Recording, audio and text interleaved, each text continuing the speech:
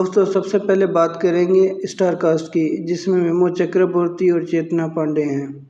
Echoes of the past एक ऐसे आदमी की कहानी है जो कि अनोखी सिचुएशन में फंस जाता है। देवदत्त चौधरी अक्का देव, जिसे मेमो चक्रवर्ती ने प्ले किया, एक मशहूर फिल्म मेकर है जिसकी फिल्म लैला मजनू रिलीज के लिए तैयार है। वो फिल्म की एक्ट्रेस सोनाली, जिसे आराधना ने प्ले किया है, इससे मोहब्बत करता है। लैला मजनू की रिलीज से कुछ दिन पहले वो उसे फिल्म के मेल लीड के साथ पकड़ लेता है। दिल टूटा हुआ देव अपने कज़न टीटू, जिसे गौरव बाजपेयी ने प्ले किया है, के साथ बिना किसी को बताए मुंबई छोड़ देता है। वो सफ़र करते रहते हैं जब तक वो मनिकताल नाम का एक हिल स्टेशन नहीं पहुंच जाते। देव को वहां सुकून मिलता है और वो रेंट पर जगह ढूंढने का फैसला करता है। एक लोकल ब्रोकर उसे मनिकपाल पैलेस की तस्वीरें दिखाता है। देव को प्रॉपर्टी पसंद आती है और वो टेनेंट बन जाता है। जैसे ही वो और टीटू महल में दाखिल होते हैं, उन्हें एहसास होता है कि कुछ गड़बड़ है।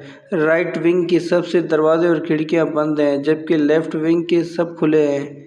पैलेस केयर टेकर त्रिलोक, जिसे हेमंत पांडे ने प्ले किया है, कहता है कि राइट विंग दाइयों से बंद है और उस सेक्शन की चाबियां गुम हैं।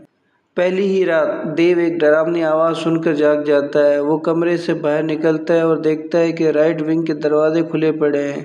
देव अंदर जाता है और उसका सामना एक बुरी रूह और सुनहरी, जिसे चेतना पांडे ने प्ले किया है।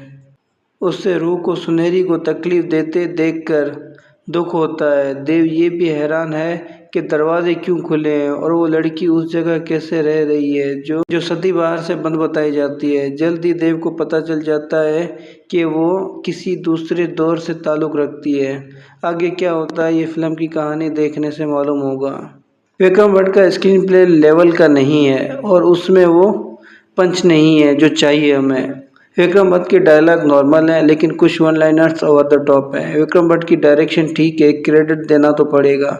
वो एग्जीक्यूशन सिंपल और ऑड स्कूल रखते हैं, इसलिए वो जल्दी नहीं करते और टेंशन और हॉरर बनाने के लिए वक्त लेते हैं। वो सीन जहां यामिनी जयराम राइट विंग की खिड़की तोड़ती है और उसके बाद जो होता है वो काफ़ी दिलचस्प है। ऑडियंसेस को बड़ा झटका तब लगता है जबकि उन्हें पता चलता है कि सुनहरी दूसरी सदी में फंसी हुई है। ये हंटेड सीरीज से भी कनेक्ट करता है क्योंकि पहला हिस्सा भी इसी लाइन पर था।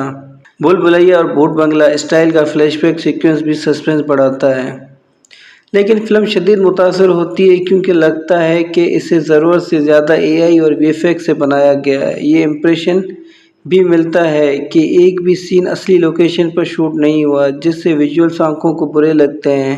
व्यूअर्स हैरान हो जाएं कि एक क्रूशियल सीन में आसानी से नीचे दाएं कोने पर एआई सॉफ्टवेयर का लोगो नज़र आता है जो सब कुछ खोल देता है। एक और सीन में शूट फ्रीज हो जाता है जबकि डायलॉग चलते रहते हैं। 3D भी लेवल का नहीं है।